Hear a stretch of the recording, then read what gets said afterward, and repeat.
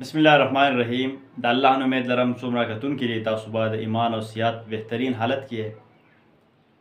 ملګرو تاسو دا کلیپ را سره وګورئ. دا شیخ عبدالحمید صاحب چې را یو کلیپ دی هغه د مفتی منیر شاکر باره کې څه وایي. یو غټ مفتی اعظم دنیا هغه پیدا شو او مفتی دی واقع چې دی مفتی اعظم یې ډېر خلک بس ورپسې دی بیان چې کړه تر دې ظالم خلاف وکړي لاندې په کمنټ کې به په سلو کې 10 کسان ستا ملګري 90% به دا ملګري.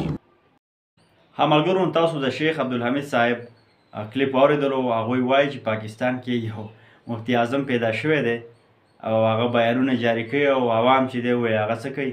په سلو کې 90% چې دی د هغه په حق کې دی او 10% چې دی د هغه سره متفق نه دی. نو دې باره کې بیا مفتی منیر صاحب چې دی هغه هم یو جوابي ویډیو جاری کړې ده او اصل کې دا ویډیو هم د هغو د چینل نه ډاونلوډ شوې ده. نو راځئ چې د مفتی منیر صاحب جواب اورو هغه دې باره کې څه وایي. نن مې د یو روټي خلاص بیان اورېده چې زما سخت خلاف دی وابي دی. هغه بیان کې ویلي دي چې یو مفتی اعظم راوتی دی وایي مفتی اعظم به ورته ځکه وایو چې د هغه خلاف وکړمه زه نو وایي په لاندې کمنټونو کې 10 کسان زما ملګري وي 18 کسان وایي د ده ملګري وي ماله کنځلې لیکي. نو یوه خو دې دا ومنله چې زما ملګري ډېر دي.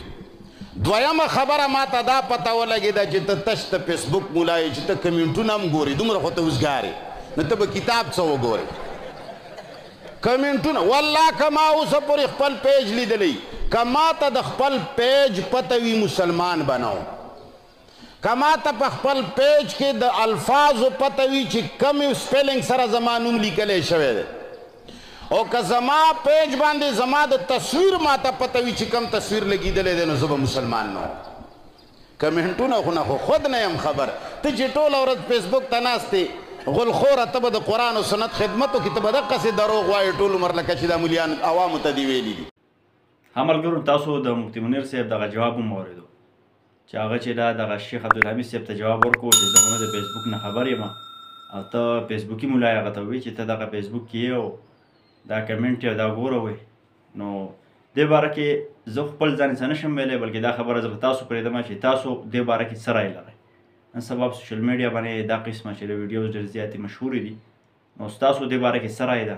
عوام له څه لاره اختیارول پکار دي. خپلې رایې اظهار وکړئ.